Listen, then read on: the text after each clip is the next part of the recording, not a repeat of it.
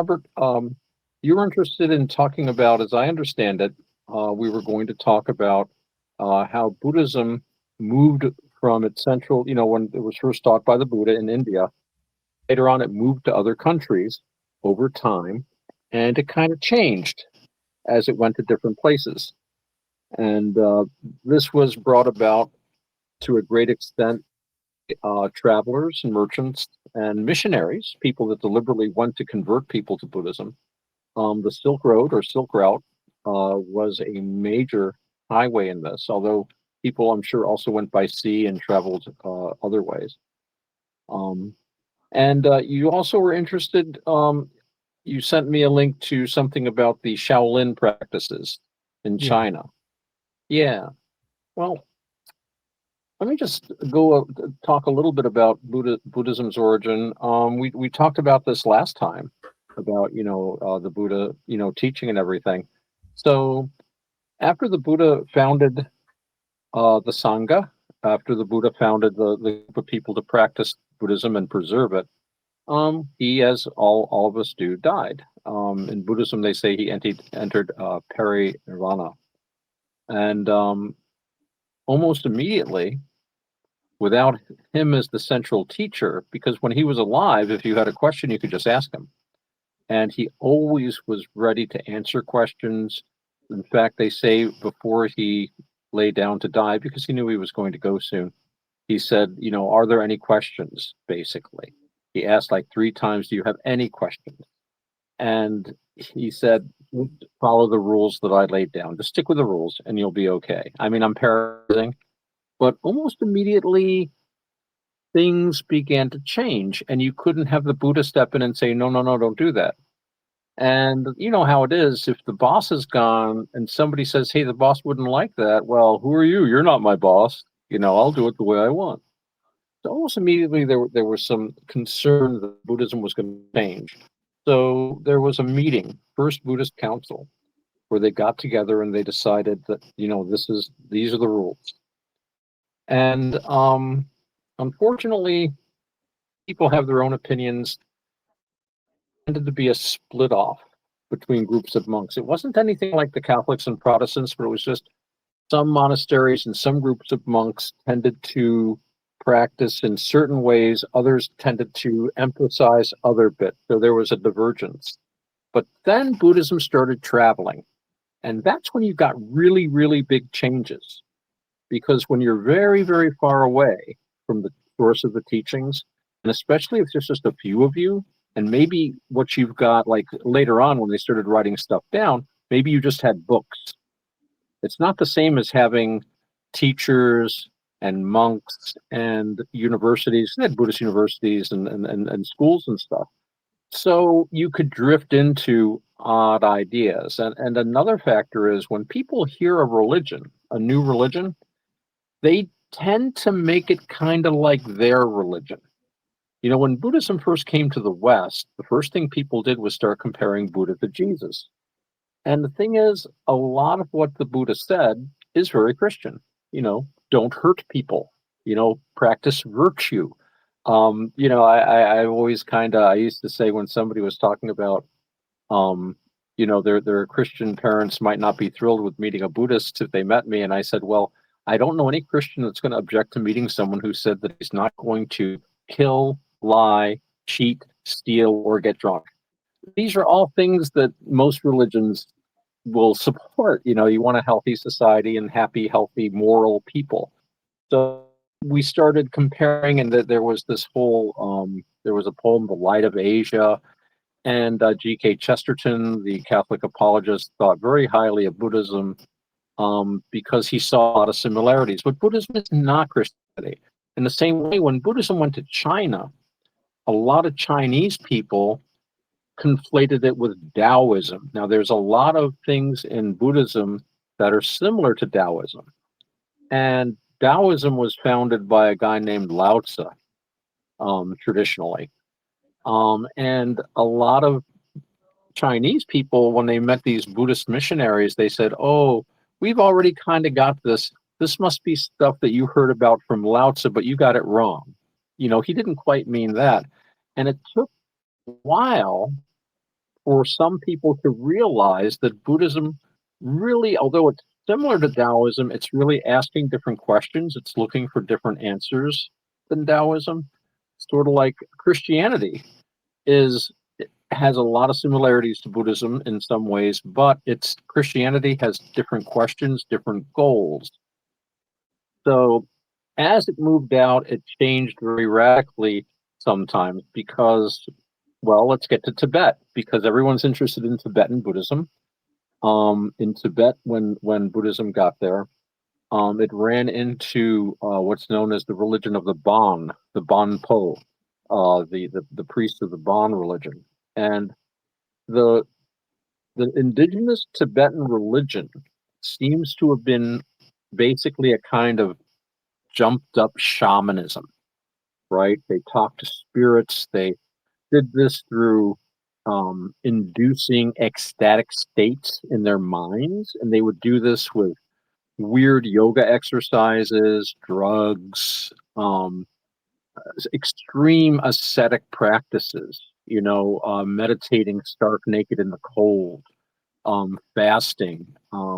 They would push themselves to a lot of different extremes in order to get these heights and contact these spirits and gods. So when Buddhism ran into this, none of this is Buddhist. But what happens is when Buddhism comes to a country, they don't just drop their old religion. And Buddhism doesn't insist that you drop any other religion. Buddhism doesn't say, oh, you shouldn't be a Christian or you shouldn't be an animist or you shouldn't be a whatever. Buddhism just says, I'm going to teach you about Buddhism. And people start looking at their old religion through Buddhist eyes. That's why when you read Buddhist texts, you read a lot about meditating and how to control your mind and how to be virtuous and how not to harm people. But there's also stuff about, spiritual beings, angelic beings, right? Godlike beings that talk to people and this and that. This is all the original religious ideas of the people that were taught Buddhism. And Buddhism didn't say none of that's real. Stop believing in that. They said, okay, if you want to talk about this spirit that maybe your village has been worshiping for all this time, let's look at that spirit from a Buddhist point of view. Maybe that spirit converted to Buddhism. Maybe that spirit can, it was the same thing in Tibet. All of a sudden, some of these really fierce, scary, like, demonic spirits that they used to have the shaman, you'd pay the shaman and he'd come and tame it. You were sick. Oh, by the spirit of something or other. And you've seen those Tibetan paintings, big tongues and staring eyes and fangs and dripping skulls. Now, instead, you went to the Buddhist monk, and the monk converts the spirit to Buddhism, and all of a sudden he becomes a guardian of the Dhamma. So instead of being and now they're a wrathful protective deity, and they protect good Buddhists, and they protect Buddhist temples and shrines. So you had that combination of the two, and that's a good thing, because you're getting the people to the Buddhist path. But it's also not really Buddhism the way the Buddha taught it.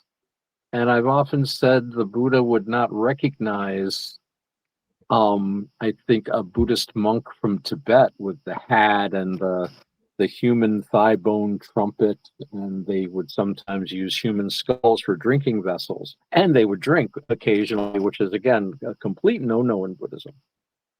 Now, the Bon still exist, the Bon Po, and the Bon religion, they go at great length to say how they are much older than Buddhism. They were there first. But what's interesting about the Bon Po is that a lot of their religion just seems to be like a mirror image of the Buddhists. And I think I've talked about this. So if the Buddhists circumambulate, clockwise around a stupa, like a something with a relic, the Bon, they do it the other way. They go counterclockwise because we're not Buddhists. We do it different. But really, that's just showing that they're just reacting. It's not really their own vision. They're just trying to demonstrate. It's like if everybody is wearing a blue shirt, you're different. So you're going to wear a green shirt. That'll show them that you're not controlled. Well, you are controlled because you're doing it in reaction to what they're doing. So Another interesting thing that happened with Buddhism was when it got to China. Now, you guys know Buddhist monks are supposed to beg for their food. Buddhist monks are not supposed to grow food or produce food. They're completely dependent upon charity. That was one of the ideas. And you've seen pictures in Southeast Asia, Buddhist monks go out every day in the morning with their little bowl. Actually, the bowl it's like a couple of gallons. They're really big bowls. And go out through the village, and every villager will give them like a spoonful of rice. Very little from each household. Although some will give more, but I mean, if you just give a spoonful and you go to a village, and my friend who was a monk was saying, the one sometimes you go to this one village and there's so many people wanting to put food in your bowl, and you tell them just a spoonful, but the more food they give, the more merit, right? So a lot of them try to put in extra food, and you can't even get to the end of the line of people. Your bowl is just overflowing, and you're telling no, just put a little in, just put a little in. In China, they don't do that. Okay, China, when they had these monks say, "We have food," they looked at them and said, "Go get a job." It just wouldn't work. So the Buddhist monks there had to start farming.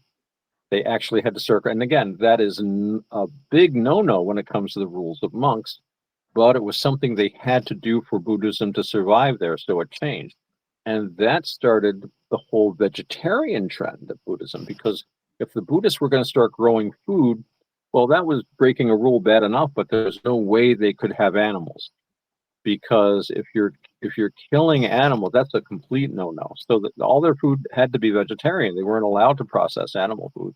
And so it became a custom of monks to eat vegetarian food. And then pretty soon that became a rule in some groups, but it became a general trend. Now, Theravada Buddhism, which is the closest thing we have to the original Buddhism that the Buddha taught, in my opinion, um, vegetarianism is not insisted upon. Um, because if you go to the store, we've talked about this, right? If you buy a hamburger, pound a hamburger at the store, you didn't hurt the cow, you didn't kill the cow.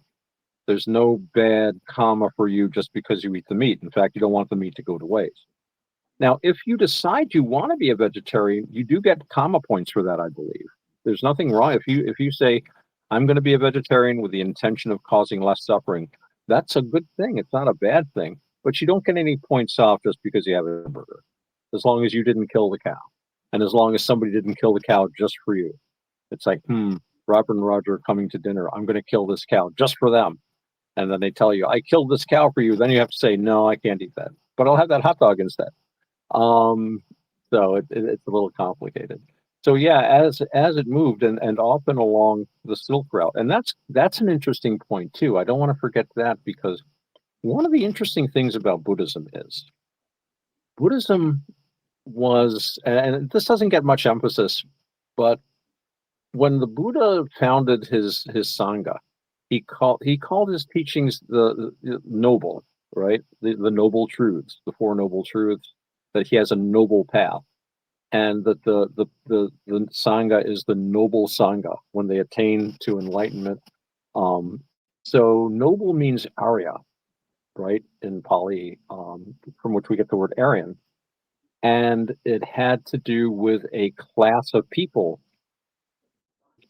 They had the caste system in India even then. So you had the Brahmins, and you had the Kshatriyas, who are the warriors, and you had the Sudras. You had like all these other groups, and they were like considered different races. You didn't intermarry. You didn't even eat with them and stuff. The Buddha said, if you come to me and you join my Sangha, you are now a member of the Arya group.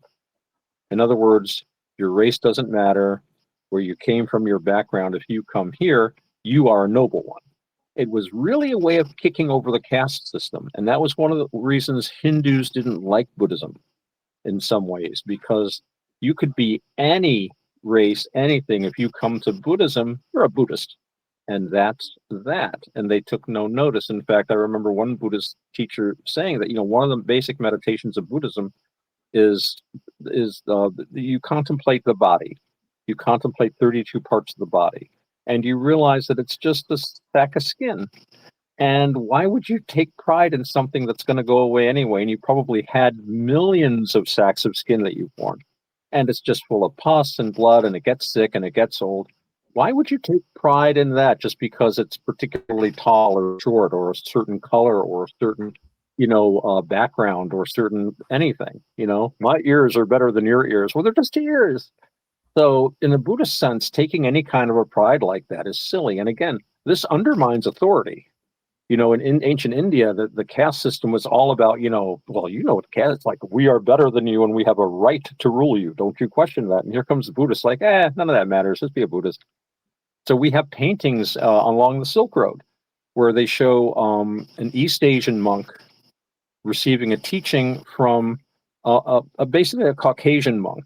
I've heard that they often describe him as a Central Asian monk who's probably somebody from the area of what is now Iran, Persia or something like that, or Iraq. And there was no differentiation between a monk from the West or a monk from the East. Buddhism made great inroads in the Greek kingdoms, for example. And there's another way Buddhism changed. When Buddhism started being promulgated among Greek-speaking people and people of Greek culture, I read a very interesting book about this years ago. Again, Buddhism was very unpopular with some segments of Hindu society because it was just like completely against the caste system.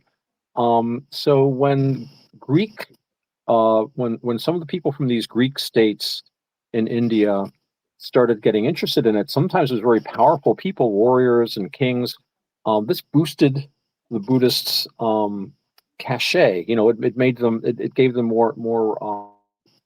What's the word I'm looking for? Gave them a little more oomph socially.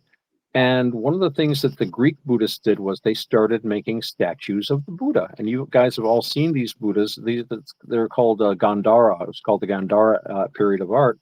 And that's where it has the top knot, right? And in some of the sculptures, he has like a mustache.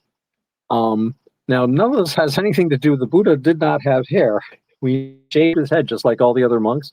But the statues like that still make the statues. Those are all based on statues of Apollo. We have statues of the Buddha with Hercules standing next to him as a guardian, a guardian spirit.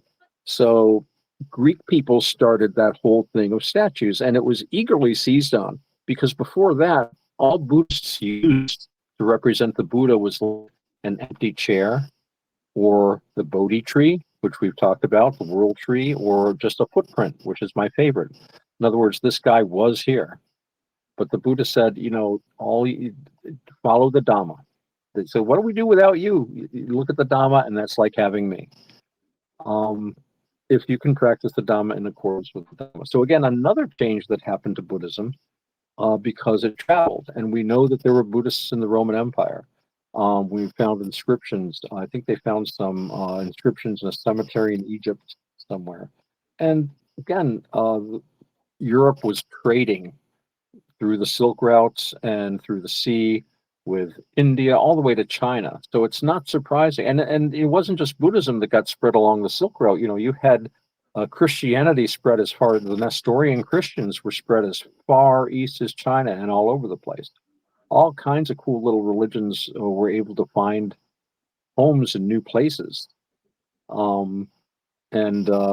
They flourished all over the place until generally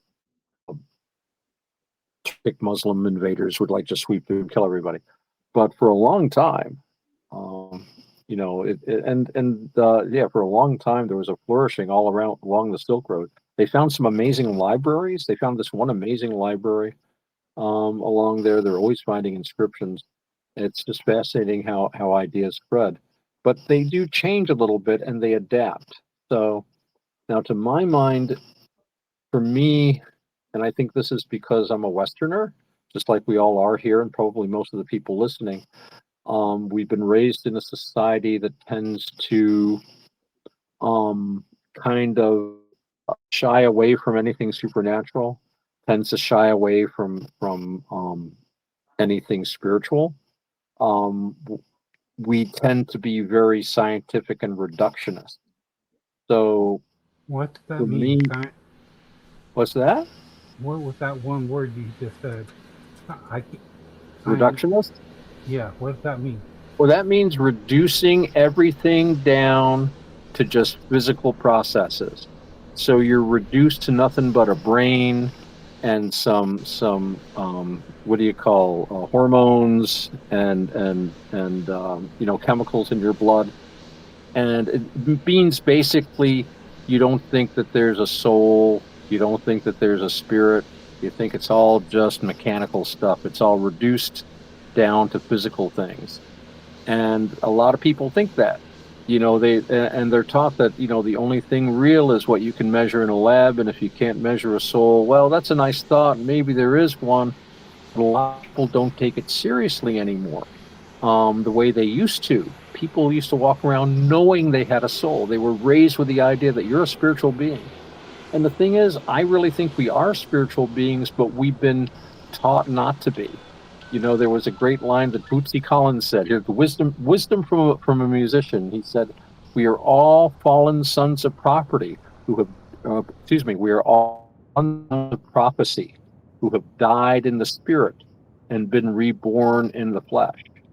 So we come from a background where we're not a spiritual. We're all. And when I look at Buddhism, there's a lot of things about spirits and this and that, but when you look at what the Buddha was actually saying, you don't need to worry about any of this. It talks directly to you as a human, because all the work you do is on yourself. You don't look outside yourself for a God to support you or for this or that. And it's not saying that you shouldn't or that you can't. We're not talking about those guys. We're talking about getting ourselves together. And in fact, there is the idea in Buddhism that if you do want to contact higher spiritual beings, as we would say, pray. And when we pray, we try to get into communion with God. We want to communicate, right? Communion. In Buddhism, this higher being has a better chance of hearing you if you can raise yourself up to their level. They have the idea that higher beings can barely notice us because we're so mired in all this, samsara, and we're down here with our vices and our delusions and our aversions and all this sort of stuff. So if we can make ourselves more virtuous, if we can get better control of our minds so we're not hurting ourselves and others around us, then we're in better shape. Then we're able to communicate. So it kind of is similar to the idea of how you should prepare yourself for prayer. And it used to be a more important thing, but there was the idea that if you were going to church, you would prepare yourself, and then you would put on your best clothes, you would prepare yourself spiritually.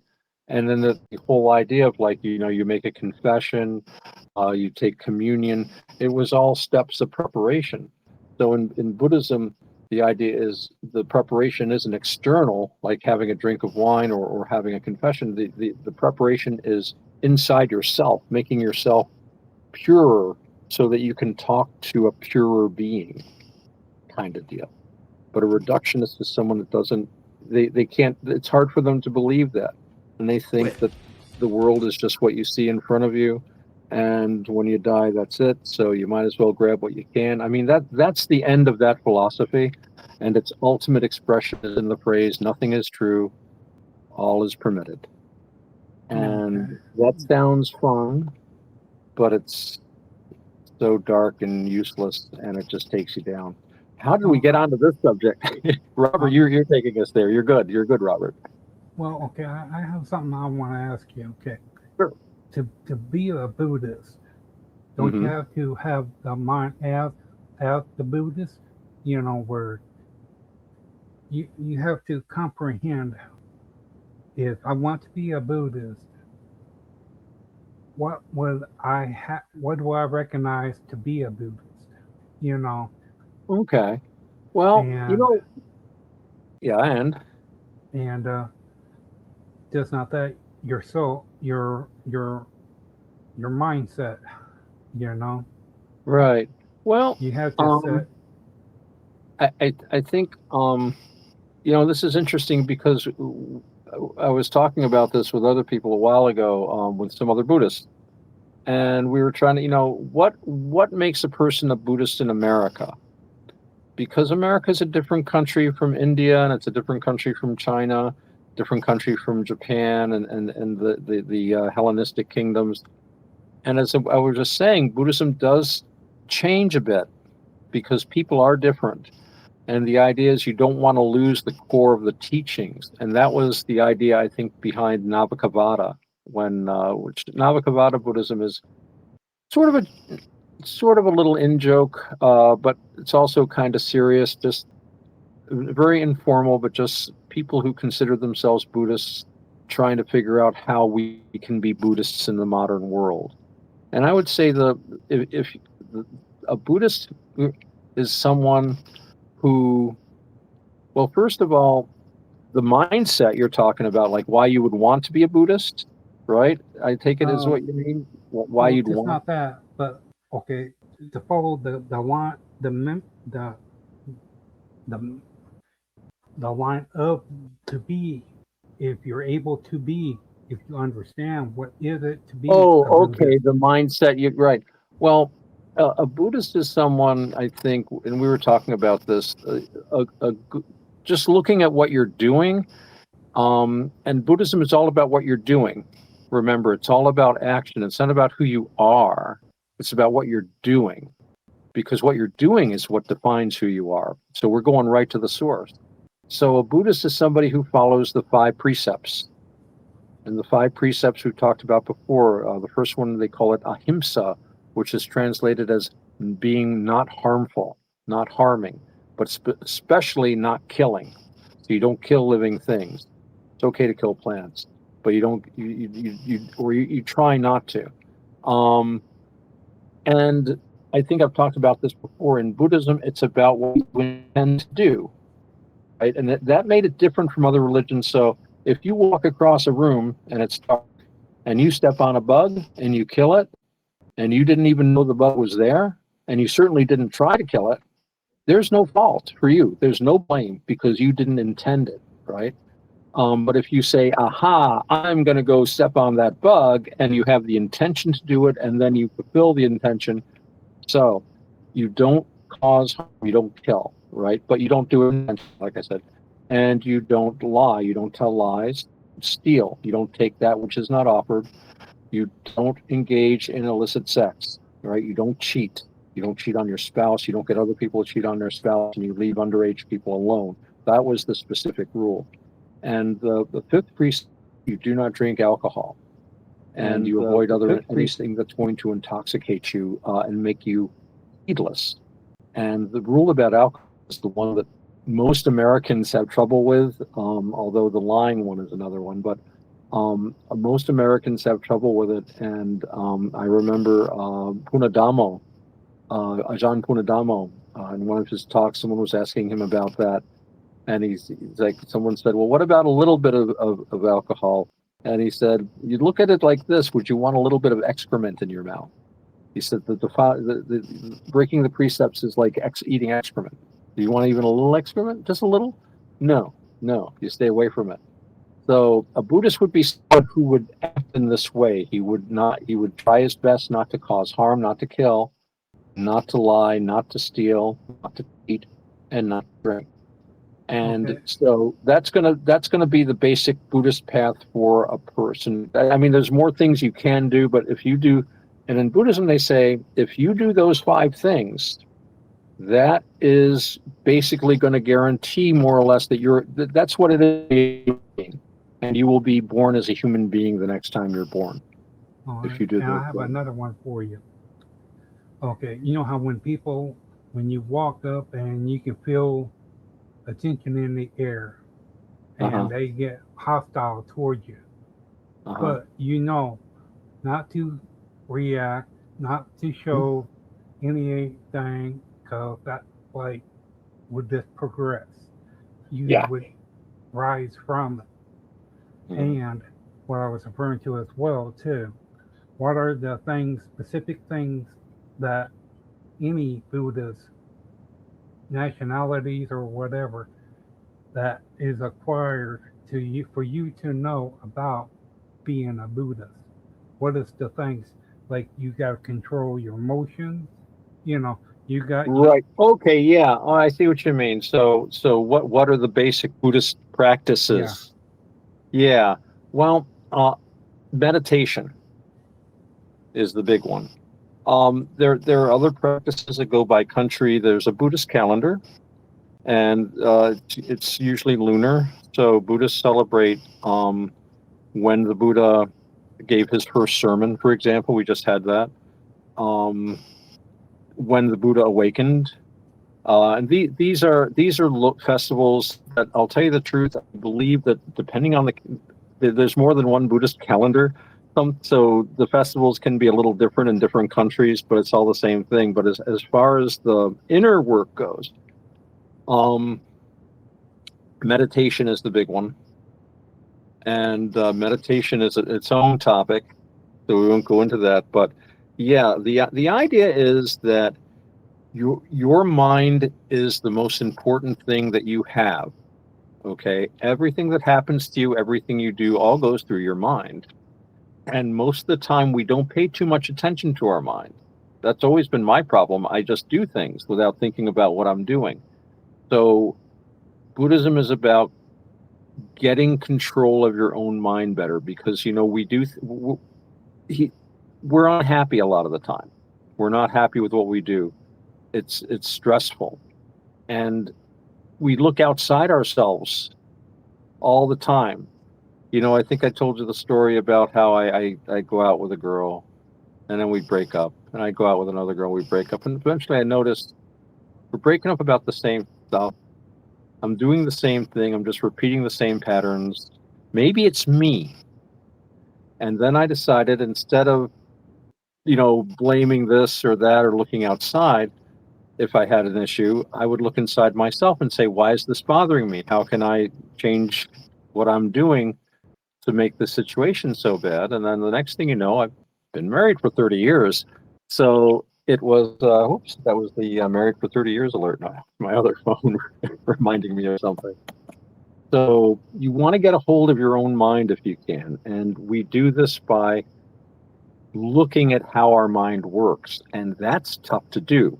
So that's why we meditate. When we meditate, and there's a lot of different ways to meditate. Breath meditation is very accessible to people, and I use it myself, and I recommend it to people. But the idea is that you calm the mind, you get calm and still until you can look at the mind without being upset, because we don't like looking inside our own minds. I never liked it. It took me many years because there's scary stuff in there, man. When I looked inside my own mind and say, why am I getting angry about this? Well, I'm angry because this person did this. Well, no, that's not the reason. Because maybe this person could have done this yesterday and I wouldn't get upset at all. Or maybe something worse could have happened and I wouldn't get upset. And yet maybe just a little thing could set me off. So why am I getting set off? And then I have to look and I think back and I examine, and it's not pleasant, because a lot of the time I might be mad about something that was done to me by somebody else, right? And I'm upset about that and I want to get even. I want to get my own back. And you don't even think about it consciously. You just get these urges. I'm getting into too much detail, but yeah, what you want to do is you want to calm your mind down so you can look at what it's doing, and then you get it to do better things. And the big thing is that we live in our own heads. Most of the time when we're doing stuff, we don't really think about what we're doing. We're thinking about something, about a hamburger we're going to make, or we're Yeah. thinking about something somebody said to me like a week ago, or we hear a song. You ever hear a song and suddenly get sad? Mm-hmm. Well, that's right there is an example of how the mind works, because you might be sitting somewhere very comfortable, nice glass of lemonade, fan going, it's comfy, it's cozy, dogs snoring away, and you turn on the radio and you hear this sad song and suddenly you want to cry. It has nothing to do with what's happening to you, but it's happening in your mind. You hear the song, you associate the song with a memory, you go into the memory, suddenly you're not sitting there with your lemonade anymore and your dog, right? You're thinking about that memory. That memory is just a memory. It's not real.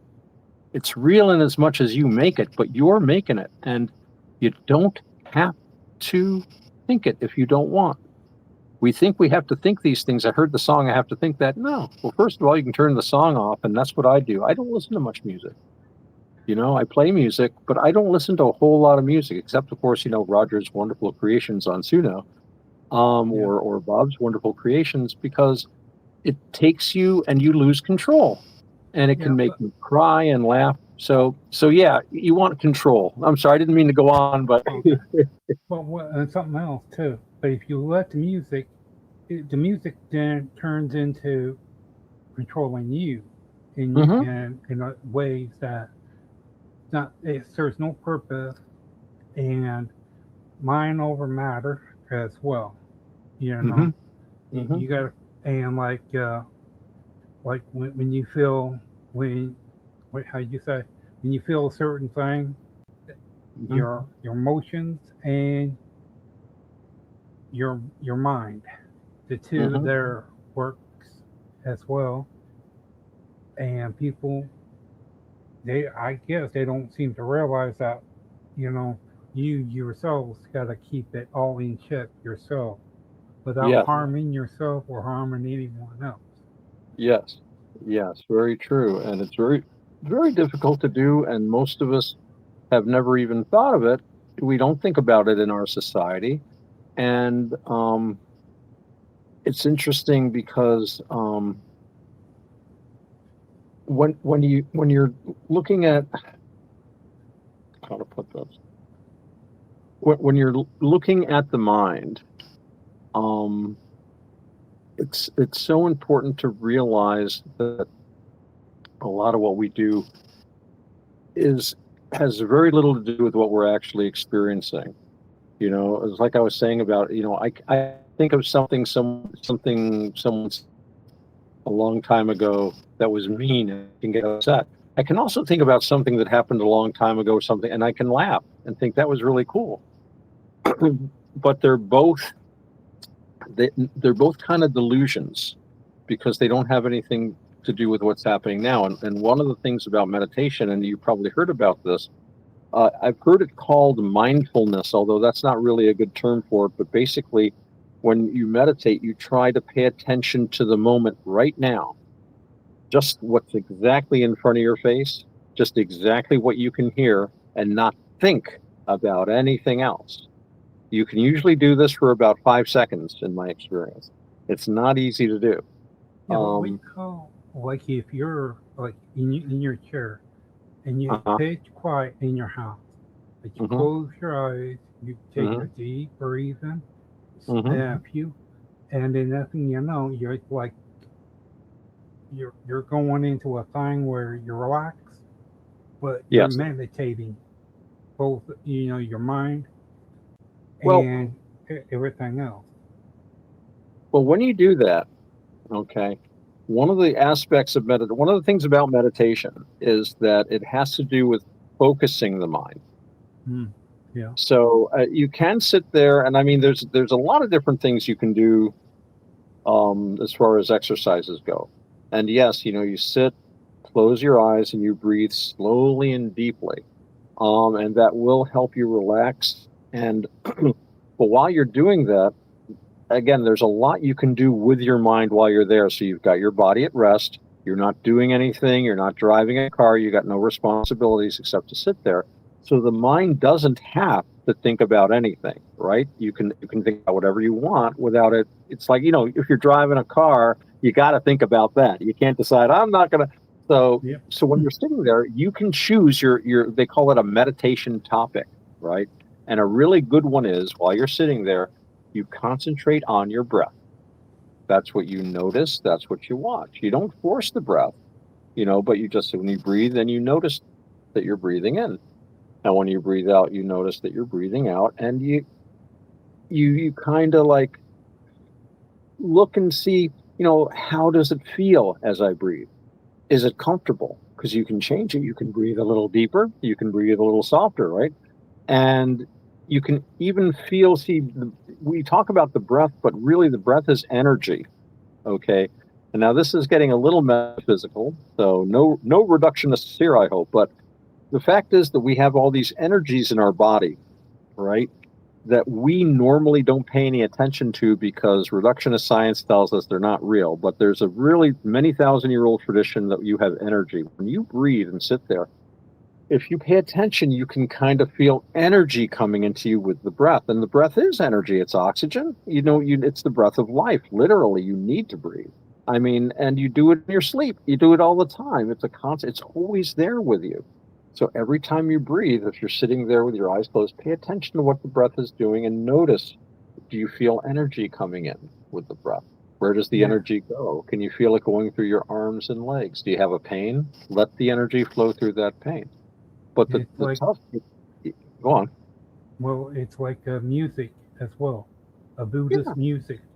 you, How, you, it, you, yeah, you can think of it as a musical thing. I don't yeah. see why not. Yeah. And And they were showing it on there. And too, they say the Buddhist harmonizes certain things for, I get, for their mind, their soul, and like went to concentrate on the body. yeah, And that's a Mahayana thing. Buddhism has and all I think Eastern religions and especially from India have always concentrated on the body as well as the mind. Now, when I'm talking about this sitting and concentrating on your breath, noticing the breath, feeling the energies, I'll tell you, and this has been pointed out, and it's true. I know from experience, it is really easy to focus on the breath. It is very difficult to stay there because the mind wants to do something else. Oh, I'm bored. I want to think about this, right? You got to cope with that if you're going to meditate. So we have a saying, you bring yourself back to the breath, back to the breath, 100 times, 1,000 times, back to the breath. And eventually, over time, but what else we got to do, right? mhm, We're in this universe for like, according to Buddhism, we've been here for billions and billions of years, Robert. We just have new bodies all the time. So we're going to keep coming back until we figure out how to put a stop to it. The Buddhism, it's sort of like being stuck on a carnival ride and you're trying to figure out how to turn it off. And I mean, it's fun, but it's also kind of miserable after a while. You look at life and, the Buddha, when he had his enlightenment, he looked at all his lives, all the millions and millions of lives, back thousands and millions of years. And he said, basically, when he looked at them all, he said, basically, what happens is you're born, you have a name, you kind of like the kind of body you have, you eat, you have favorite foods, and then you get old and die, and that's it. mhm. Born, food, clothes, die. It's again and again and again and again. And we've been here again and again and again. Some people want to turn off the video game. Maybe there's something else to do. Yeah. You Well, one know? thing I find, o- okay, when you stop and think, how does a Buddhist think of it in this term of what comes around goes around? You know, like, Oh yeah, cause that's a really real thing. Yeah, karma. We call that karma or karma. yeah, You probably heard about that. Yeah. Karma is interesting, and it gets back to, remember I was talking about if you walk across the floor, but you don't intend to hurt anything, even if you step on a bug and kill it, there's no bad, you didn't do anything wrong. You don't have to feel guilty about that. You didn't mean it. In a lot of old religions, even if you hurt someone accidentally, you were still punished, even if you didn't mean it. Buddhism was like one of the first religions to say, "Oh, that's okay. You didn't mean to do it, so you don't get in trouble for that." yeah, Um, yeah, karma is it's your intention. It's what you mean to do, right? Because in Buddhism, your intention, what you mean to do, and when you think about an idea in your mind, right, that is going to turn into an action in the world. So you think about doing something and you do it, yeah, and then you have the consequences of what you do. And if but you it's cause harm, right, yeah, you're hurting yourself. yeah, It's like you throw a pebble. I always say you throw a pebble in a pond, and there's some pebbles you don't want to throw because you don't want those waves. So yeah, what goes around does come around. It's it, I But, could go on, but, but yeah, that's but definitely a thing in Buddhism. I was wondering, but it's what you don't do as well can follow the same guidelines as that too. Because it's like if you don't do certain things that could avoid from a person being hurt or injured, you know. Uh, that that varies with the school of Buddhism. All right, so like in Theravada Buddhism, and this is what freaks people out. Um, Strictly speaking, you ever see that cartoon about the trolley or the trolley experiment? Trolleys run down the track. There's a switch, right? If the trolley goes down the track, it's going to kill somebody, right? If you pull the Hmm. switch, it'll go down another track, but it'll kill somebody else, right? You're a Buddhist, and usually it's like an old person, a young person, or this kind of person, or that kind of person, or your wife, or your mother, whatever. It's always some kind of wild choice. So it's one of those problems that doesn't have a good answer. And a Buddhist doesn't touch the switch, doesn't go near it, because you're creating karma and you're interfering. You don't want to get involved. And that sounds kind of weird. Now, in Tibetan Buddhism, that's a different outlook. I once read a very interesting book about Tibetan law. Not the law they have there now under the communists, but back when Tibet was an independent Buddhist country, their laws were based around Tibetan Buddhism. Now there, it's different. It, in like here in the States, right? Say you're out for a walk in the park and there's like a pond and you see somebody drowning in the pond, right? You might call for help and you might look, but if the person drowns, well, that's really sad, but you're not going to get in trouble. In Tibet, if you saw somebody drowning, called for help, nobody came, you would be prosecuted and died. They'd say, why didn't you jump into the water to try to save him? It's a different interpretation. So it depends on the kind of Buddhism. Oh, But okay. in general, you want to refrain. It's breaking sometimes when I see how miserable people are, and I want to help them, and I want to do everything I can for them.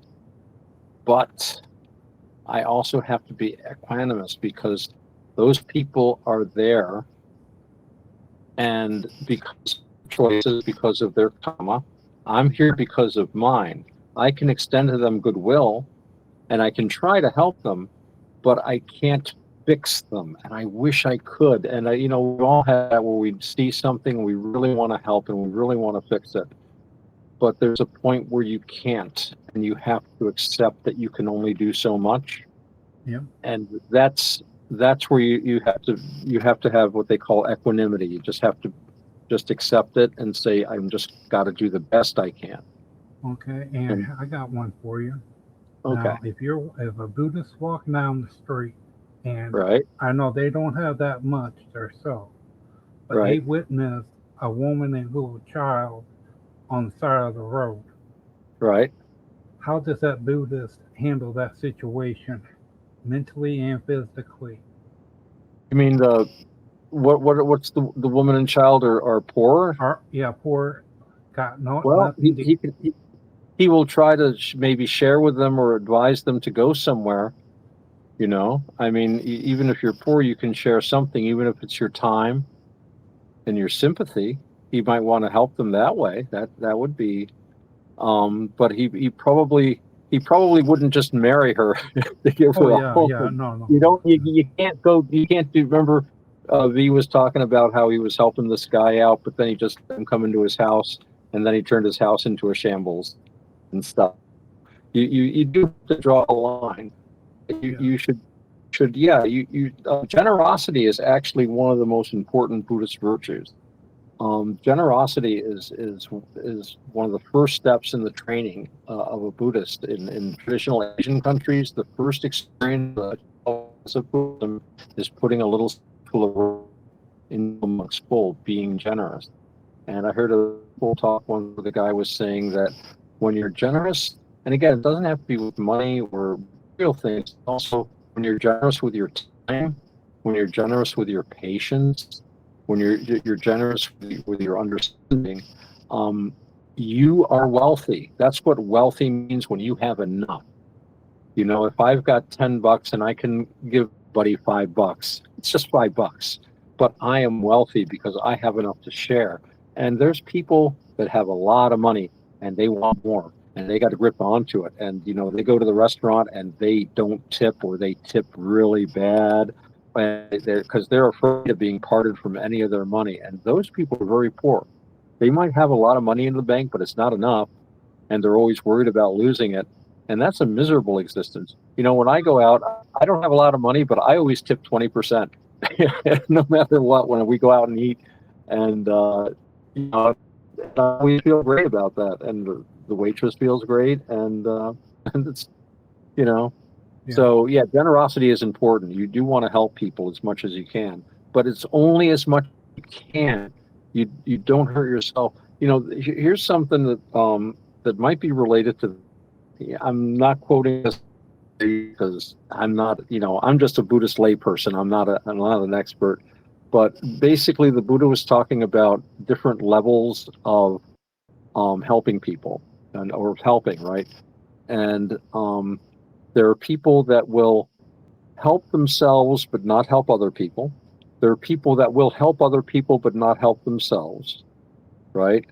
And then there are people that will help themselves and help other people. Now, according to the Buddha, the highest thing you can do is to help other people and help yourself, right? The next highest one is to help yourself and not help other people. The lowest one is to help other people and not help yourself. Now, why would that be the lowest one? Well, it was explained to me that if you don't help yourself first, you really can't help other people very well. And But so you need to, in Buddhism, at least in Theravada, you fix yourself first and then you can help other people. And if you hurt yourself trying to help them, like I was saying, like with V, you can't just open your house and let them make a shambles. You have to help people as much as you can. But if you develop yourself, you can help them more. So in the long run, that, you know, that's a good form of generosity. you know, but what I was referring to as well is what best way of helping is not to be disrespect, but like mental health. You know, if you notice the person, you know, has a Mhm. spotlight, you can do the best that you can to work with, you know, to Right. help a person Yeah, mentally and physically, and exactly. to Yeah. and take all the shortcomings of the person, and if you can help them to realize their shortcomings as well, and they deal with it and they progress from it, you know, they're and Mhm. like and like okay, and another you brought one thing up and well with all that for you to be part of a thing like one of the real hot up there, Mhm. you know, they should be ain't there such thing as someone looking over to see if you fit the thing, you know, you ain't got an arterial to motive of wanting. Oh, well, you know, that's the It's thing like about a person watching your attitude, your how you handle things. That tells what type of person you are, how you handle situations. right. You mean like somebody that keeps an eye on people so they toe the line, make sure they're Well, behaving the way they're supposed to? Or are you talking about yeah, like an inner person? Because we also have that inside ourselves. There's a part of us that can look at our behavior and say, hey, don't do that. well, yeah, but I Right. mean, outside, well, a little bit of both, but you know, someone that Yeah. sits there Well, and you know, goes, that's the funny thing about Buddhism. It's not like, you know, in the Roman Catholic Church, um, if you step out of line, you can be excommunicated. There's rules, and you can, there's church councils. They still have the Inquisition. They can't burn people anymore, but yeah, there's rules, and if you do this or that, and if you can be defrocked. In Buddhism, it's there's not a thing like a central authority, but it's a consensus authority of the sangha of the group. So, like, if you want to, for example, if you want to stop being a monk, you just take the robe off. That's it. There's no Well, thing. But if you want to be a Buddhist, all you have to do is start being a Buddhist. Now, what they do have is local communities will police this. And in fact, in Thailand, they have somebody, I'm trying to remember, I think he's called the Dhamma Raja, right? That means the king of the Dhamma. And he's actually a government appointed official to oversee the monks. And if any of the monks misbehave, so in that country, they do it that way. But it's not for the lay people, as far as I know. It's simply for the clergy. But in Thailand, it's an officially Buddhist country. The king is Buddhist. The king usually spends some time as a monk at one point. One of their most famous kings was a monk for I think 20 years or something before he became king. Boy, he made their country very Buddhist when he took over. He was very strict.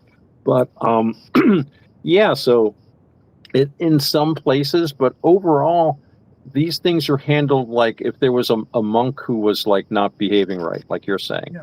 The other monk would handle it through. They have a thing where, and I think it's the Katina Festival. I could be wrong. I'll get corrected in the comments.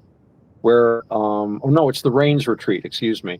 Where they have a thing where you basically can ask people about, or you can be accused. Basically, you stand up and say, "Does anyone know anything I did bad?" And then the other monks get to say, "Yeah, you know what? You were doing this. You were practicing medicine, or you were, I don't know, selling ice cream. I don't know, whatever musical instrument, which monks aren't supposed to do." So they can discipline them that way. If they get really bad, they can be kicked out of the sangha. But it's a group decision thing. There isn't a central authority unless it's like Thailand, and then they do have a central authority, but just for Thailand. Because what I was asking that for is because you as a person, okay, if you witness you yourself how a person acts, how he handles certain situations, that it's not the way of a Buddhist. Right. Not to run the guy down, no nothing. Right. But if someone was to walk up to you and ask you 3 simple questions, would you trust that person? Or if someone was to ask you would you have him do something? Okay, you would look and say, "Well, I'm not going to go do that because I have my reasons." But I witness her, I don't know how you would phrase it, but I would I wouldn't say I would depend on the person, right, because of his actions. Well, yeah, there's people that, I always say you have to know how far you can trust people. There's some people that I wouldn't trust with a burnt out match, and yeah, you can usually tell by their behavior and so forth. But if I'm a Buddhist and I see another Buddhist not acting very Buddhist, I can't really do much about that. It's his karma. I can mention it to him. I was getting back to my friend Panibasa, formerly Panibasa Bhikkhu, when he was a monk, and he was one of the strictest monks in Southeast Asia. He kept every single rule, even a lot of the rules that they basically don't follow anymore. There was one rule was that you were supposed to set the certain Buddhist festivals by observing the stars. Well, nobody does that anymore. Everybody has a calendar. He would go out and observe it by the stars, even though, that's how strict he was. And I asked him about monks that weren't strict, and he said, well, when he was a young monk and really hot on it, he would sometimes bring up to other monks that they weren't observing closely. But he said eventually, they know what they're doing, they know the teachings, it's their karma. If they, it's their choice to do that, and it's not for him. So there's no real enforcement. It's like I said, it's not like the Inquisition. I mean, if you behave too badly, you can be expelled. The other monks just get together and say, "Get out of here." But so yeah. Because what I was asking about, like, because you always hear about, yeah, I was wondering about that, if, if there was a person that was, hurting bad or what, you always hear how, I was wondering for the situation, how would a monk take that position, considering that if since he doesn't have much himself, but would he still be willing to help best way he could, and he would know how to handle the situation, uh, you know, Well, I think most monks would do what good they could. yeah, Monks in Southeast Asia aren't really equipped much. They can own almost nothing.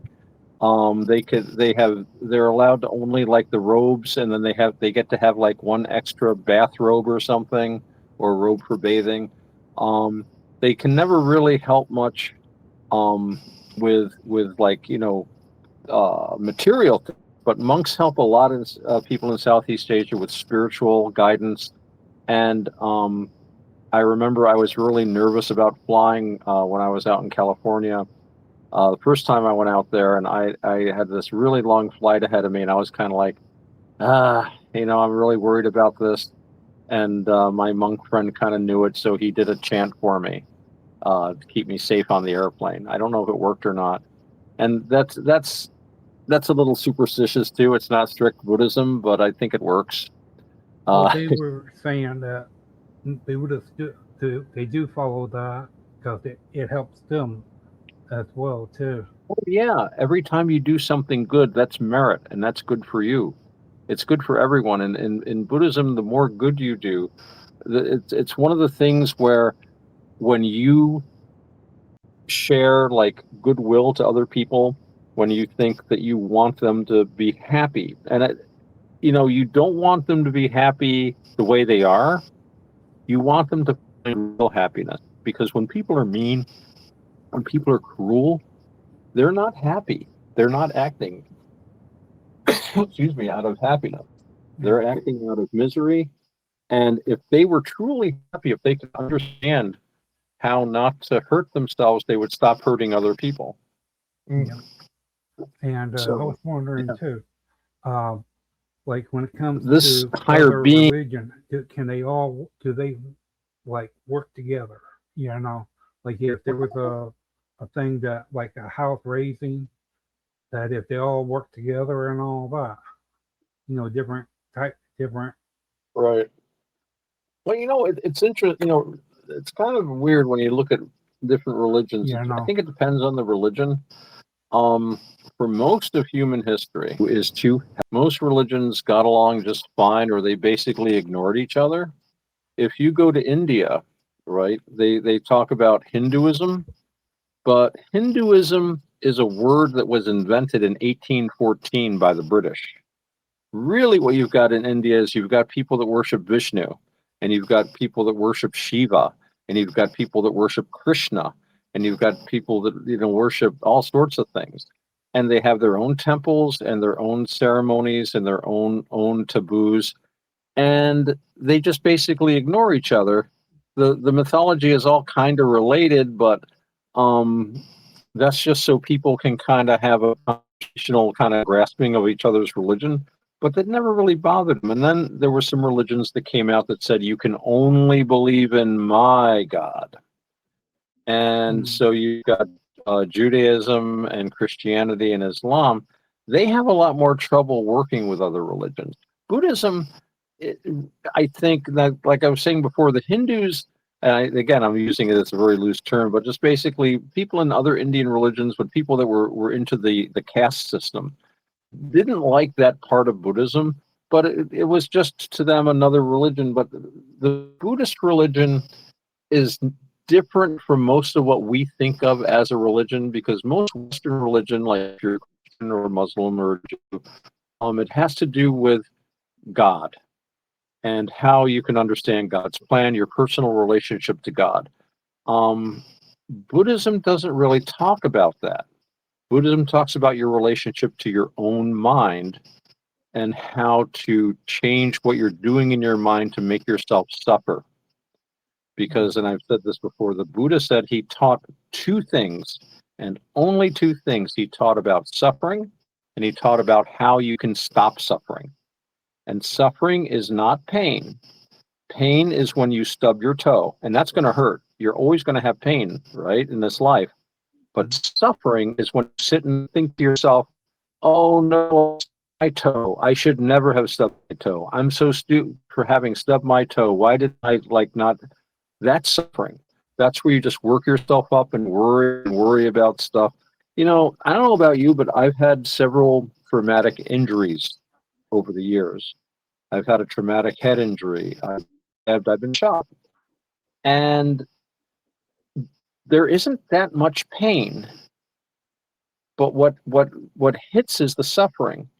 I was once driving down the road and I saw an overturned vehicle. It was like a small utility um, thing that you just pull equipment around on.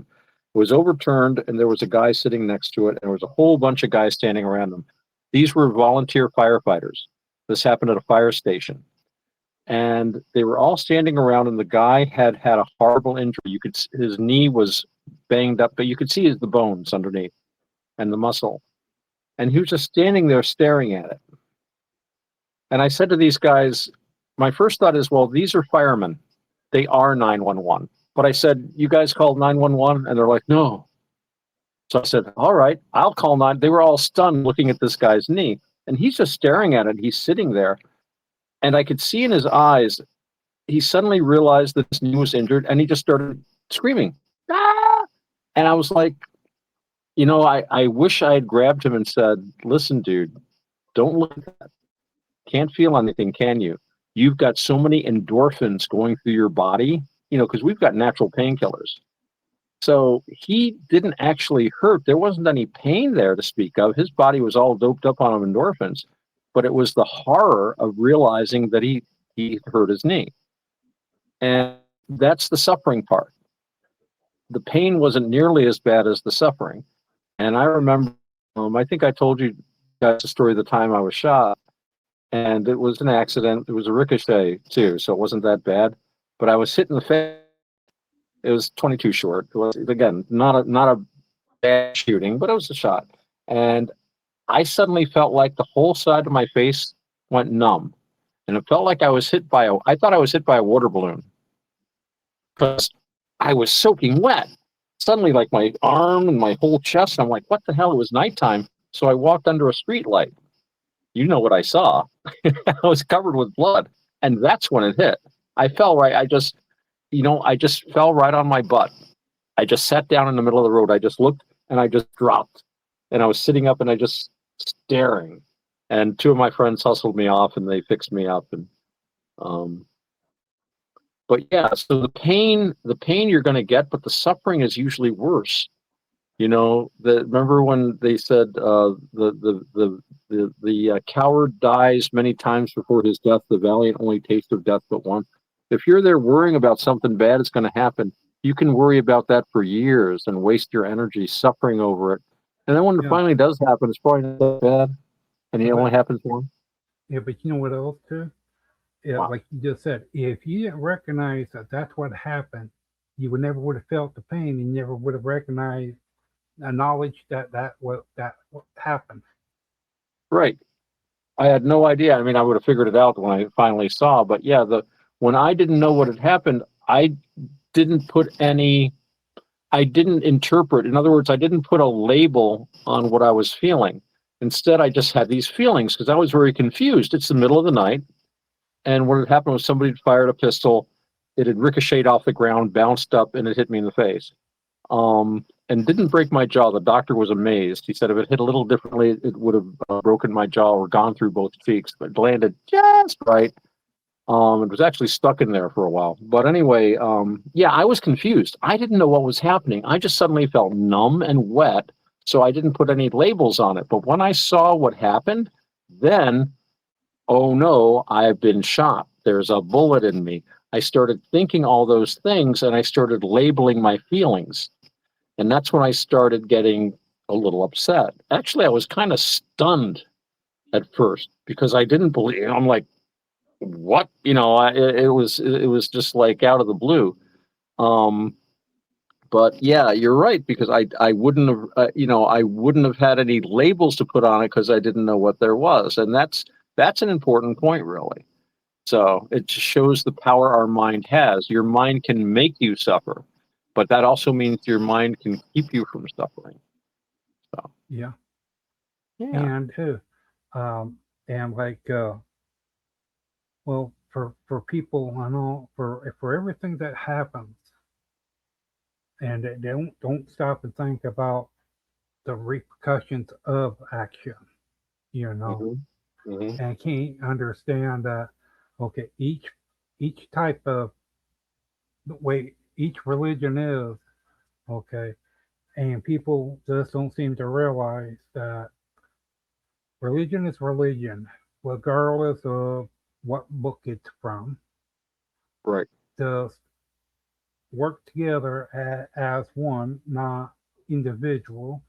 Because when you do harm, you harm. I mean, in more ways than one. Even if you do more harm to yourself mentally and physically than what you do to someone else as well too, because it falls onto you, and it's always Yeah. going to be there. Yes. Yes. We, And we we yeah, we do harm ourselves when we do harm. yeah, and people just don't seem to grasp at the ideal of it or can't comprehend of it, of the ideals of what you do and how what for what purpose is if you feel wrong about doing it and you still do it and you have no it's your conscience is trying to tell you and you overlook it, that don't work good for you because without your conscience being there keeping you in line, where, where does that say to you? Yeah, that's always an important thing. If your conscience, if you know something's wrong, and you do know something's wrong, and you do it anyway, that's very much hurting yourself. That was kind of like the story I was telling about when I was a telemarketer. I was listening to that excerpt the other day, Roger, and how they wanted me to tell lies to keep my job. I had to go on the phone and lie to people, and I couldn't do it. I it and I was leaving the building, and the security guys had to turn in on my ID and stuff to get in and out. And I said, I'm quitting. They're like, oh, we always liked when you came in. We always had good conversations. We're sorry you're leaving. Why? And I'm like, well, they're making me lie. It's like, why is that bad? And I hadn't really thought of it, and I was trying to figure out what to say. And I said something like, well, you might laugh at me because I don't know if you believe in souls or not, but I really think it was hurting my soul. It hurt. I could feel the badness of it. And yeah, that's very important. You Yeah, know, but well, go I on. was just I was just saying when you lie about something like that, you're lying to yourself too, Yeah, for what I've understood. And if you can't, you know, that comes back into you, and like that old saying, it comes back to you in so many other ways. Where does it end of the line? I mean, well, everyone does, but sooner or later it does catch up. it's going to hurt you. And the thing is, it's true. If you can't tell the truth to outside of yourself, you won't be able to tell the truth inside. And like I've been saying, in Buddhism, we want to understand our own minds and get them to work better. And if we tell a lie, we don't like to tell lies. So we'll lie to ourselves. Well, it was kind of the truth. Well, it really doesn't matter. And then you don't think about that. You try to wall it off. You don't want to think about that. So that's making more lies inside of you. And Yeah, it's also when we meditate, and we are talking about that, and you're sitting there and you're trying to focus your mind, one of the problems is you get a lot of other thoughts. Now, if you're sitting there and you're thinking about bad things you've done, that's not good. But you want to sit there and think that you haven't lied, that you haven't hurt anyone, that you haven't stolen anything. Then you can meditate better, and again, the people around you are a lot happier. In fact, in Buddhism, they say, Robert, if you follow those precepts, if you don't kill and you don't steal or lie or cheat or drink, you're protecting other people. You are extending a protection to them because you're protecting yourself. And they know that they can depend on you for protection. They feel better around you. They like being around you more.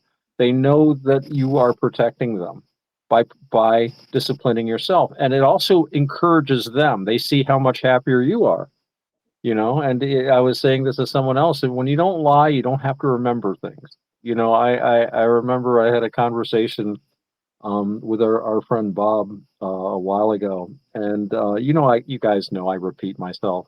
I tell the same stories again and again. It's just something I do, and I apologized to her once for that, and she said, "No, I like that you repeat yourself like that." She said, "Because you always tell the exact same story."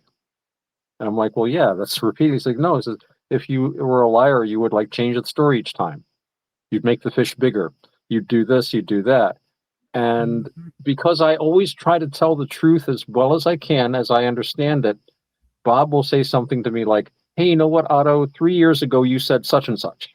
Now, I don't remember what I said 3 years ago. Bob does, but she's magnificent and amazing. I can't remember that. But if she tells me that, I can listen to it and say, yeah, that sounds like something I would say. Or I might say, you're remembering that slightly wrong. Hear what you're saying, but I think what I said was a little more nuanced. But I don't have to worry because it is exactly what I'd say because I always now if I was just making stuff up every time I was asked a question, I'd be helpless. So when we tell the truth, for example, it makes our lives better and it protects other people. And in Buddhism, they say the best thing you can do is keep your precepts and encourage other people to keep them. And that offers protection. The worst thing to do, the way to hurt other people, is to get them to break the precept.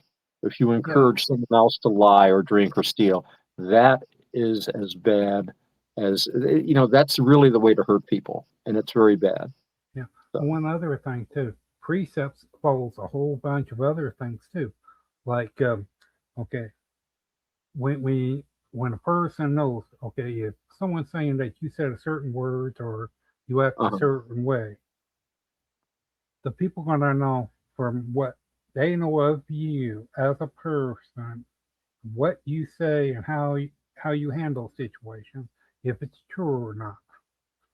And Hmm. like with your like your oh, like your moral, okay, Right. and your the way you look out at life as okay. If a person knows how you are about them things, and someone's sitting there contradicting what they're trying to make it out to be, and all they're going to do is look like a fool because the person that they're saying that to would know you well enough to know there's just some things that you have never have done or said because Right. they never have heard you as a person say it. Right. Your actions and their knowledge of you speaks louder than somebody else's lies or misunderstandings about you. Yeah. And that's I think that works. I've seen that again and again. People can say or think or this, that, but when they actually see you and know you and experience the protection you can give them. And there's also, I mean, we can talk, maybe next time we can talk about things like the Eightfold Noble Path. There are specific instructions of like there's something in Buddhism called right speech, and that What is means you that? want to speak in the right. Well, you want to speak the right way, Oh, right? like So you don't certain you don't tone? you well no, it's like the things you say, like you don't say, they call it, you don't say divisive speech. In other words, you don't say things that are going to make people hate each other. You don't stir up trouble. You don't gossip behind people's backs. That's divisive speech. When you say, hey, did you Oh, hear what so and so said? Gossiping and trying to get people started. Oh, so and so said he didn't like that thing you did. And that's divisive speech. and it gets people going. You don't say things like that. Um, you don't encourage other people to anger or to this. You don't say things that well, you say things that are the truth, but you don't abuse the truth. You don't say, that you can tell someone the truth, but it can hurt them, right? Yeah. If you say it at the wrong time. So the Buddha says you should speak the truth, but you must also speak at the right time and in Yep. the right situation. So Yeah. you've got to be careful of how you use your speech, and you don't use it to hurt people, Yeah. But you basically. gotta, but you as well too. They have to, we call it, understand what that tone is. You know, they can hear you, but in what way would they consider that's good? Or like there, people like to say there's different ways of phrasing it. You know, one might Right. not be good, and the other way might not have nothing bad about it. Right. You want to tell people things in a way that isn't going to get them worked up. This works also into ideas of communicating to people, which is ideas I've also had, and they're not necessarily Buddhist, but it works with Buddhism. Is if I'm talking to someone, right? I like if I have a friend who's angry, and I have friends who sometimes they get angry. I have one friend in particular. He sometimes gets really upset, but then he calms down. He's, quick to anger, quick to forgive. So something will happen and he might be upset for a few hours, but then he'll get a hold of himself. So while he's upset, there's things I just can't say to him because he won't hear them. If I say, well, maybe you shouldn't have said that, or you know what, this other guy, he's under a lot of pressure. Let's give him he's like, that guy said this, and how could he do that? And I thought he was my friend. You can't tell him that then. He's not, but then when he's calmed down, you can say, well, you did say this about his dog or something. And he's like, yeah, you're right.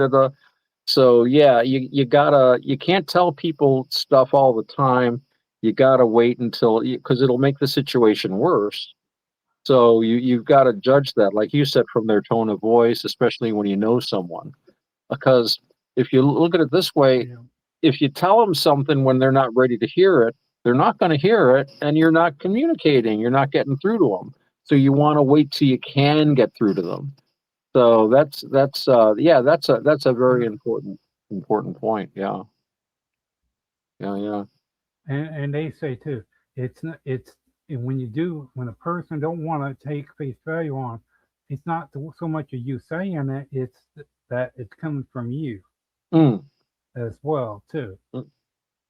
Yeah. Well, because yeah, that's they true. look at you They want to hear it from somebody, and and this is. it's like the Well, go on. I was going to say this is mm, something that we all struggle with. I struggle with it, and I'm not really. I'm not perfect. I slip a lot. I'm not the best Buddhist in the world. I try. I've had my I've had my dark times. I've had times when I've been down, when I haven't, you know, been everything I should be. But I bring myself back. You know, there's times when I'm not good at controlling my own mind. There's times when I let myself slide into like depression or this or that when I know I shouldn't. And I bring myself back. I do, and it's difficult if you're telling someone about this stuff, but you don't practice it well yourself. It undermines your message. It's like do as I say, not yeah. as I do. If I say, hey, you know what, you should control you should follow these precepts, right? And then I go out and I break them.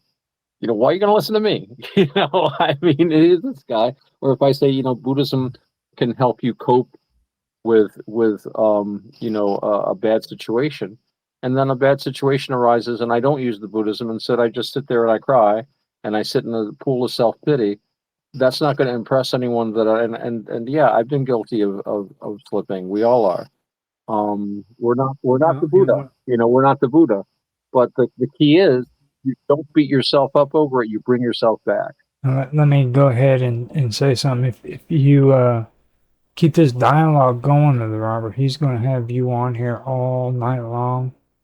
because he's really enjoying It is this getting late, isn't it? conversation. So, I mean, my best thing would be like you're going on like an hour and a half now. So, if you guys want to, you can come back and do another episode together if you want. But I know. Yeah, we probably should. I did notice we were going on a bit, but the conversation was going well. This will be a special extended episode, but from now on, we better try to keep it down to an hour. Tonight, I don't have to get up in the morning for work, so it's, I'm a little more relaxed. But normally, if we do this, I'd have to cut off at 10 sharp. In fact, I was even thinking of starting a little earlier, maybe doing it like 8 to 9. Um, Next week, but we can talk about scheduling. But yeah, we probably should think about wrapping this up. I was just going to say one thing I was going to say to as we wrap it up, because there's so much to talk about. We could talk about the Eightfold Noble Path, which are the actual steps you can take towards Buddhism in everyday life. But let me just mention this is something that the Buddha taught his son Rahula, and he was giving his son instructions in Buddhism, and he said to him, and I'm not quoting exactly, but basically, if you're going to do any action, right, you're going to decide you're going to do something. First, ask yourself if this is going to cause harm. Is it going to break a precept, for example, or do anything like that? And if you say no, it's not going to cause harm, then you do it. Now, while you're doing it, if you see it causes harm, you stop, right? But if it doesn't, well, you keep doing it. And then you look at it and see if it did cause harm. And if it didn't, great. But if it did, then you figure out what you did wrong and you say, I'm not going to do that again. And it's always good to talk to someone who's a little further along. If you can find one to discuss what happened to help you plan out a way. So basically, whenever you're going to do something, think about it ahead of time. Think about it while you're doing it and think about it while it's over. And if you didn't do any harm, then good on you. And if you did, well, then you learn from it. You don't beat yourself up. It doesn't help. You can say, I'm sorry I did that. I don't want to do that again, but stop there. And stop there with beating yourself up. And then you say, I'm not going to do this again. That's the best thing we can do as human beings in time. That's what the Buddha said, and I do accept that. That's the best thing we can do is try to make ourselves better. How about this? Next week we can still come back, but how about we do that? I was wondering. I want to find out about the Africa Buddhists. Okay, there. I don't think there. Well, I'm sure Yeah, there are there Buddhist is. Yeah, stuff, yeah. but I found out that they are. well, there's Buddhists everywhere. I bet there's a Buddhist in Antarctica somewhere. Surprised he didn't ask you about Bruce Lee. Next week maybe, Bruce but maybe Lee. next week we could. Oh, Bruce go on. Lee. What about Bruce Lee? He was really obsessed with the Shaolin. I'm pretty sure he's thinking kung fu or something crazy Yeah, like yeah. that. Well, yeah, but they were into the thing of they trained their body, their muscles, their veins, and all that to handle. Well, Robert, you messed up. You should have brought that up earlier. But guess what? Well, You messed up. You lost your Yeah. chance. no, he didn't lose a chance though. We've got next week. See, Yep. he shouldn't beat himself up over that. And I did mention the Shaolin. I didn't talk much about them. I did talk about China though, and they're a Chinese phenomenon. I'll just say offhand about the Shaolin. I'm not a Mahayana Buddhist. I don't really understand. I don't know much about Mahayana Buddhism, but the Shaolin, who trained in martial arts. That's what they're famous for, and they're trained in unarmed combat, right? Yeah. This is another example of how Buddhism changed because a Buddhist monk is not allowed to be violent under any circumstances. He's not allowed to be a martial artist under traditional rules. But in China, again, things changed. And from a Buddhist point of view, if you are not using a weapon and you're merely being defensive, then that works within the idea of not harming. Because again, I'm not a Shaolin. I don't know anything about their martial arts, but I believe it has to do with blocking and stopping attacks and without any kind of I maybe they use weapons. I'm not an expert on this, but all I can think is that This was another change that happened in China. And I can do a little more research in the background, but again, Mahayana isn't my big thing, but it is evidence of the way Buddhism changes. I mean, we didn't even talk about Japanese Buddhism, where I mean, they don't even wear robes in Japan. You know how the monks dress in the robes? They just have like a little ochre colored sash they wear for like ceremonies once in a while. So yeah, you can have a lot of changes, even growing food, even martial arts. And that's just like all the way they change. But these are all the external things. I'm interested in the internal work. That's why I was thinking about maybe next week we could talk about the Eightfold Noble Path, or something like I, that. yeah, 'cause I'm interested. This not cause of all religions, but how they all work. The Mhm. difference, but how they all work the same. Yeah, they all have some similarities, and like I was saying, Yeah. the precepts are very similar to every religion has rules for how to live together. You've got the Ten Commandments, right, that we've got in Judeo-Christian ideas, and you've got the precepts with Buddhism. The Taoists have rules. There's always rules for a society. The Confucian religion has very strict social rules about interacting with people, and of course, there was Jesus telling us, hey, let's be nice to each other for a change. Let's um so so yeah, there are a lot of ways where religions can work together, I think. Because I think ultimately we all want to be happy, and we all work very hard to be happy, but most of the time we're not successful, and the things we do to make ourselves happy very often make us miserable. um Fifth precept, alcohol, perfect example of that. So Buddhism is trying to show us a good, smart, skillful way to be happy, and so a happiness that doesn't harm other people. Because if your happiness depends on making other people unhappy, if nothing else, they're not going to stand for it. They're not. They're going to be upset, and that's going to be bad karma, and they're going to be getting back at you, and then you have to defend yourself, right? And it just becomes a cycle of struggle. And we don't want that. We want to be happy, and we want other people to be happy. Um, so yeah, let's all be happy.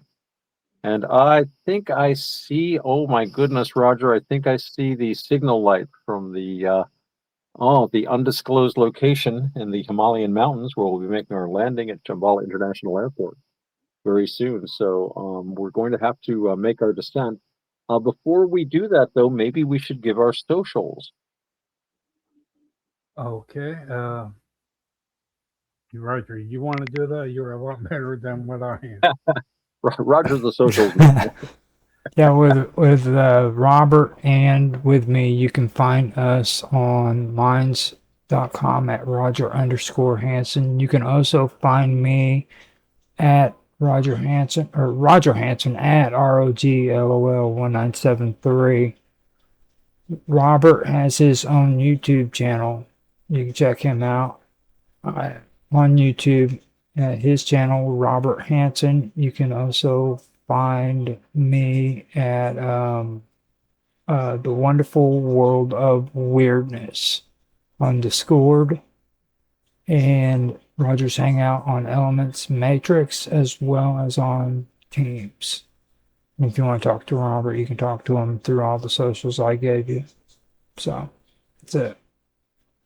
Excellent. And of course, if you want to know more about me, you can check out my website, navakavada.org. That's Navakavada. It's spelled just like it sounds. I'm also on minds.com. Otto_X is my username. That's EX. I spell it the fancy way. I can be found in many of the places that Roger's at, Roger's Hangout, for example. And of course, Messenger Pigeon sometimes reaches me. I do hope that our discussion tonight has been interesting. If you've liked what you've heard, please give us a thumbs up, subscribe, and leave a comment. We love comments as long as they're within YouTube and/or Rumble guidelines. We will respond to every comment. Leave us an emoji. We love emojis. I love emojis. I think they're just wonderful.